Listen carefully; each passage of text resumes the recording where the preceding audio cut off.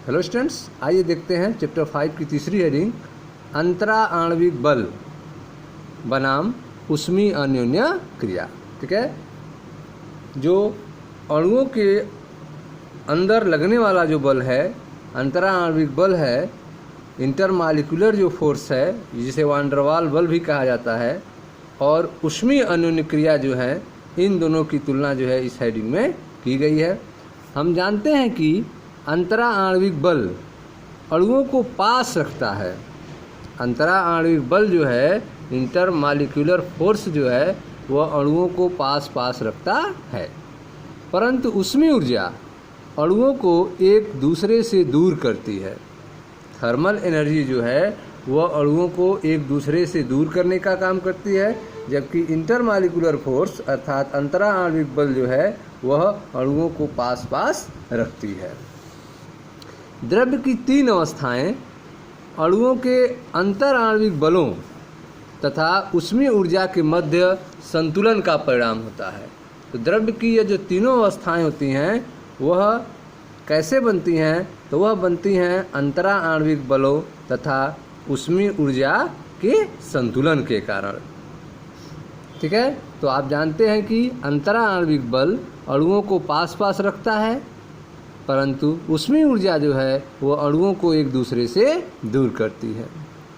द्रव्य की तीन अवस्थाएं अणुओं के अंतरा आणविक बलों तथा ऊष्मीय ऊर्जा के मध्य संतुलन का परिणाम होता है। आणविक अन्योन्य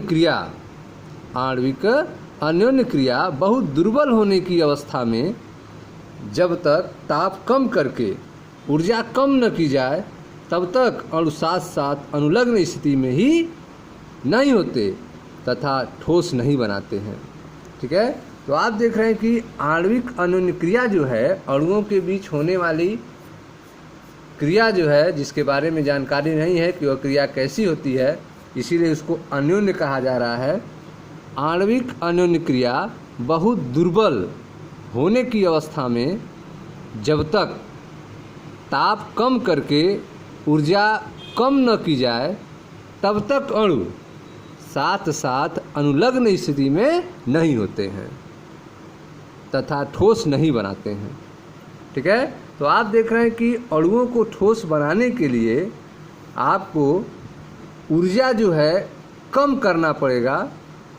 ठीक है, ऊर्जा को कम करना पड़ेगा।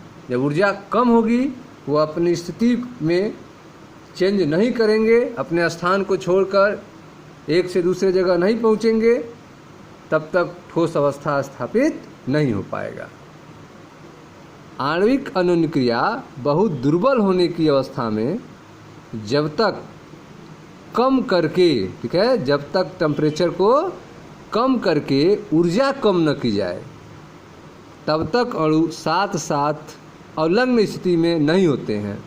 ठीक है, तब तक अणु जो है साथ नहीं रहेंगे, वह एक दूसरे से दूर रहेंगे। अगर आपको अणुओं को साथ करना है तो आपको ताप कम करना होगा। जब आप ताप कम करेंगे तो उनकी ऊर्जा भी कम होगी और वह एक दूसरे के नज़दीक आएंगे तथा ठोस नहीं बनाते हैं। ठीक है, तब तक अणु साथ अनुलग्न स्थिति में नहीं होते तथा ठोस नहीं बनाते हैं। गैसों को केवल संपीड़न द्वारा द्रवित नहीं किया जा सकता है। गैसों को द्रवित करना है, गैसों को लिक्विड में बदलना है, तरल में बदलना है, तो केवल आप संपीड़न के द्वारा गैसों को दबाकर, ठीक है, गैसों को केवल संपीड़न द्वारा द्रवित नहीं किया जा सकता है। यद्यपि इसमें अणु एक दूसरे के अत्यधिक निकट आ जाते हैं तथा अंतर अणुक बल अधिकतम हो जाता है, तथापि यदि ताप कम करके अणुओं की ऊष्मीय ऊर्जा कम की जाती है तब गैस को आसानी से द्रवित किया जा सकता है। ठीक है, तो आप देख रहे हैं कि केवल गैसों को दबाकर गैसों को केवल संपीड़न द्वारा द्रवित नहीं किया जा सकता है। अगर आपको गैस को द्रवित करना है तो पहले उसका ताप को कम करना होगा। ठीक है, तो यदि आप गैस के ताप को कम करते हैं तो उससे उसकी ऊष्मीय ऊर्जा का मान भी कम हो जाएगा और जिससे आप उसको आसानी से संपीड़ित करके द्रव में बदल सकते हैं। तो गैसों को केवल संपीड़न द्वारा द्रवित नहीं किया जा सकता है, यद्यपि इसमें अणु एक दूसरे के अत्यधिक निकट आ जाते हैं। ठीक है, दबाने पर अणु एक दूसरे के निकट आ जाएंगे तथा अंतर अणु बल अधिकतम हो जाता है। उस समय इंटरमॉलिक्यूलर फोर्स क्या हो जाएगा, अधिकतम हो जाता है। तथापि यदि ऐसा की जाए कि ताप कम किया जाए, यदि ताप कम करके अणुओं की ऊष्मीय ऊर्जा कम कर दी जाती है, तब गैस को आसानी से द्रवित किया जा सकता है। एक पदार्थ की तीनों अवस्थाओं में, एक पदार्थ की तीनों अवस्थाओं में ऊष्मीय ऊर्जा तथा आणविक अन्योन्य क्रिया की पूर्व प्रभाविता को एक चित्र द्वारा दर्शाया गया है। ठीक है, एक पदार्थ के तीनों अवस्थाओं को यहाँ पर एक चित्र के माध्यम से दर्शाया गया है, जिसमें ऊष्मीय ऊर्जा तथा आणविक अन्योन्य क्रिया को दिखाया गया है। तो आप देखें, अंतरा अणुक अन्योन्य क्रिया की पूर्व प्रभाविता। ठीक है, दूसरा है ऊष्मीय ऊर्जा की पूर्व प्रभाविता, अंतरा अणुक अन्योन्य क्रिया की पूर्व प्रभाविता। तो सबसे कम अणुओं के बीच लगने वाला जो फोर्स है, बल है, सबसे कम जो है वह किस में होता है, गैस में होता है। उससे अधिक द्रव में, सबसे अधिक ठोस में। अंतरा अणुक अन्योन्य क्रिया में पूर्व प्रभाविता आप देख रहे हैं, गैस, द्रव, ठोस। ऊष्मीय ऊर्जा की पूर्व प्रभाविता आप देखें, ऊष्मीय ऊर्जा थर्मल एनर्जी। तो थर्मल एनर्जी में सबसे कम थर्मल एनर्जी किसकी होगी, ठोस की, फिर उससे अधिक द्रव की, अब सबसे अधिक किसकी होगी, गैस की होगी, ऊष्मीय ऊर्जा। ठीक है, द्रव्य के तीनों अवस्थाओं के अस्तित्व के कारणों को, ठीक है, द्रव्य की तीनों अवस्थाओं के अस्तित्व के कारणों की हम पूर्व में ही समझ चुके हैं। अब आपको गैसीय तथा द्रव अवस्था, ठीक है, गैसीय तथा द्रव अवस्था और द्रव्य की इन अवस्थाओं को नियंत्रित करने वाले नियम के बारे में पढ़ना है। ठीक है, ठोस अवस्था का अध्ययन जो है आपको क्लास 12 में करना है। तो आप पढ़ रहे हैं अंतरा आणविक बल बनाम ऊष्मीय अन्योन्य क्रिया के बारे में।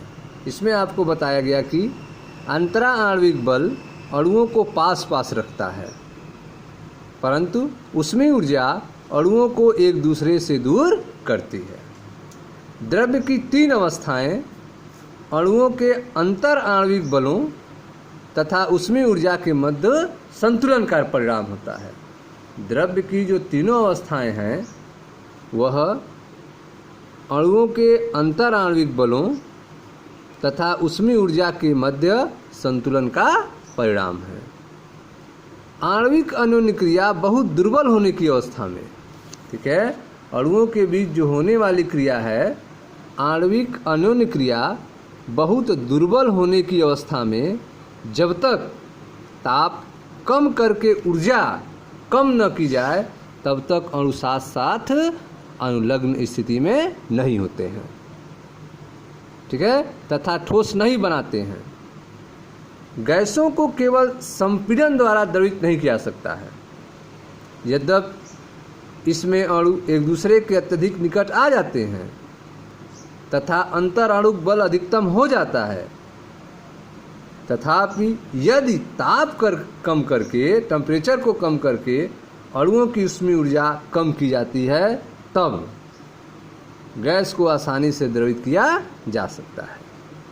ठीक है, एक पदार्थ की तीनों अवस्थाओं में, एक पदार्थ की तीनों अवस्थाओं में ऊष्मीय ऊर्जा तथा आणविक अन्योन्य क्रिया की पूर्व प्रभाविता को एक चित्र के द्वारा दर्शाया जा सकता है। तो पहला चित्र आप देख रहे हैं, गैस द्रव से ठोस, अंतरा अणुक अन्योन्य क्रिया की पूर्व प्रभाविता का चित्र है, और यह है ऊष्मीय ऊर्जा के पूर्व प्रभाविता का चित्र। ठीक है, द्रव्य की तीनों अवस्थाओं के अस्तित्व के कारणों को हम पूर्व में ही, पहले ही आप समझ चुके हैं। अब आप गैसीय तथा द्रव अवस्था और द्रव्य के इन अवस्थाओं को नियंत्रित करने वाले नियम के बारे में विस्तार से पढ़ेंगे। ठोस अवस्था का अध्ययन जो है क्लास 12 में करेंगे। ठीक है स्टूडेंट्स, मिलते हैं नेक्स्ट वीडियो में जहाँ चर्चा करेंगे गैसीय अवस्था के बारे में। Thank you.